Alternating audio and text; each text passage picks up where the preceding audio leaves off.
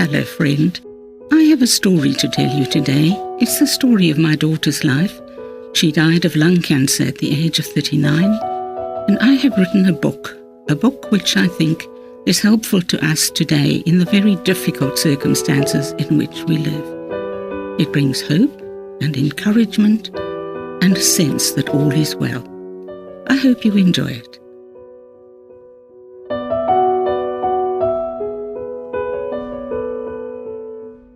Every time during 2012 I suggest coming for a visit, Shirley flatly refuses. Brian and I debate the wisdom of me booking a flight and simply arriving on her doorstep. We are desperate enough. What holds us back? My respect for her boundaries is part of it, and right now she's so very fragile. How can we do anything that might just push her over the edge? We find ourselves hesitating, while every day is more anxious than the last. At the beginning of 2013, Mana has a dream about Shirley. Mana is part of a church small group from our church and one of the intercessors who prays for Shirley. She asks to come and see me. Sure, I say, wondering what can be so serious she can't tell me over the phone. I begin to shuffle uneasy thoughts, so I'm really glad when she arrives. She cuts the small talk short. She knows this is hard for both of us, for her to bring bad news and for me to receive it.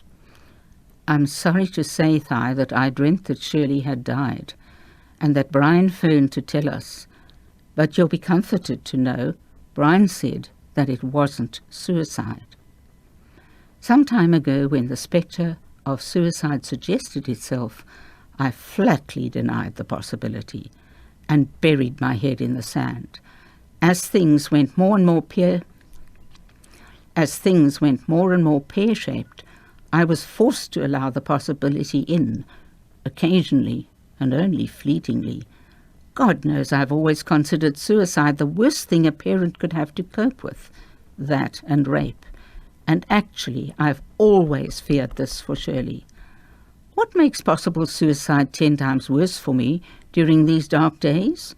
It's the thought of what Shirley would suffer when she's suffered so much already. But right now, as Mana talks to me, I do not focus on suicide. I focus on and reject the possibility of Shirley dying. Shirley's going to die? Impossible! Shirley's not going to die. That's quite absurd. I remind myself I did pray, whatever it takes, for her to come into relationship with Jesus. I was that desperate, but I didn't ever think too much about what whatever could mean. Once again, I don't get it. It's a bridge too far to even countenance something like this. Once again, I don't get it. It's a bridge too far to even countenance something like this. I don't take it in that Shirley's going to die, and that God wants me to know that, and that God wants to comfort me, that it won't be suicide. God knows how much I dread that. So sadly, the loving comfort He's offering goes clean over my head. Instead, I busily create an interpretation of Mana's dream that suits me. Perhaps at last Shirley's going to make a fresh start, death to her past, a new birth, a new beginning, open a new and exciting chapter, fully healed, after all our praying. This I can live with, so I move on and forget the whole thing. One desperate, lonely night at the end of 2012, Shirley arrives home beside herself. She struggles the door open, drops all she's holding and slams it shut. Then she lets rip. She screams and screams and screams. She screams out despair. She screams out hopelessness. She screams out the years of relentless anguish. In the kitchen, she gropes for the switch of the downlights. Dishes stand all over the countertops. She grabs the nearest thing, an empty tumbler, and smashes it into the wall. Shards of glass scatter. Still frenzied, she picks up what remains of it and slashes wildly at her wrist. At the sight of blood, Something gives way deep inside her. The storm subsides, its fury spent. She crumples, folds, sinks into a heap. Then in a daze she wraps a dishcloth around her arm and goes back to the lounge, where she collapses in a chair. Shock, horror, fear, anguish, turmoil flood over her. At last she comes to herself. What have I done? The words escape her lips in a sickened groan. What have I done? The next morning Shirley phones. I can immediately tell by her voice that this is bigger than anything ever before. And I just know, I know before she says a thing, that she's either tried to end it all or got very close. I think overdose of pills. I can't imagine what she's been through. She has such a sweet, sensitive nature. To actually do this, and what it's been like since she did.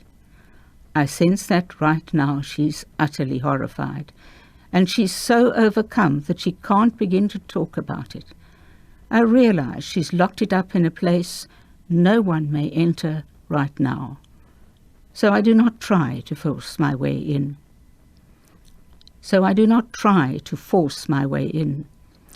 I also sense that this is crisis so huge that I can't afford to fail her. I can't afford to be anything less than extremely direct in my response. This is not the time to preach or lecture or any such stuff. Words, pathetically, are all I have, so I do the one thing left to me. I speak truth. My darling, you've tried so many things, I hear myself say, knowing that my words need to punch deep to get her attention. I also know that if they are to reach her, they need to be sugar-coated with all the love I have, and more importantly, the love God has for her. I can't think of anything much you haven't tried to escape your pain. You've even asked God to take you, and now you've tried this, and it hasn't worked either. Where does that leave you now? All you have left, there is one thing left, is to give yourself to God. There really is nothing else, is there? I'm surprised at my words. Where did that come from, I ask myself. This is either over the top or from God. Recently, we've talked a couple of times about what there is at the end of one's tether. Every time I've said the same thing, only God, whether you're mad at him or not. She's calm and quiet when she puts the phone down again, but by this time I'm reduced to pulp. Thoughts swirl through my brain. My darling, I know how you've embraced wonderful truths from Crabbe and others, and from the scriptures, yet in the same year that you drink in what Crabbe has to say, you hit rock bottom.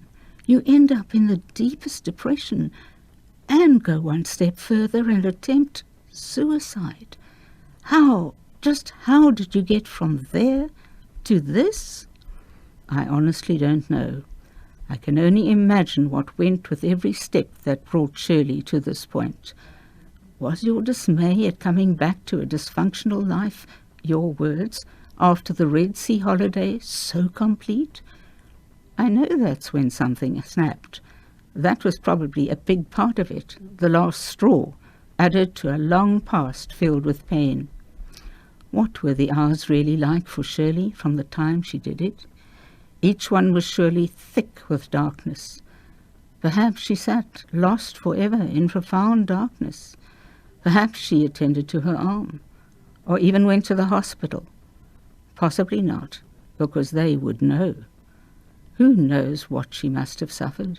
Her twisting, tortured thoughts, to a spirit as tender and delicate as Shirley's, how dark the pit must have been, how difficult the struggle, and daunting the trauma of it all, and how huge the struggle being played out in the battle for her life.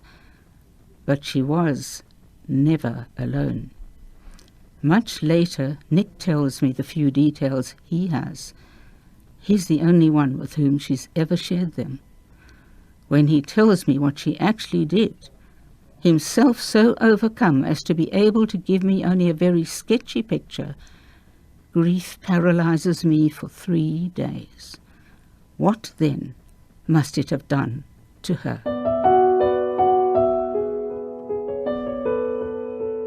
I've been reading from my book, Mum, Please Help Me Die, the story of my daughter Shirley's battle with cancer. If you'd like to get a copy of the book, please contact me. You can do that at the following email address, thai@mumpleasehelpmedie.co.za. I hope you'll be with me again next week. Goodbye.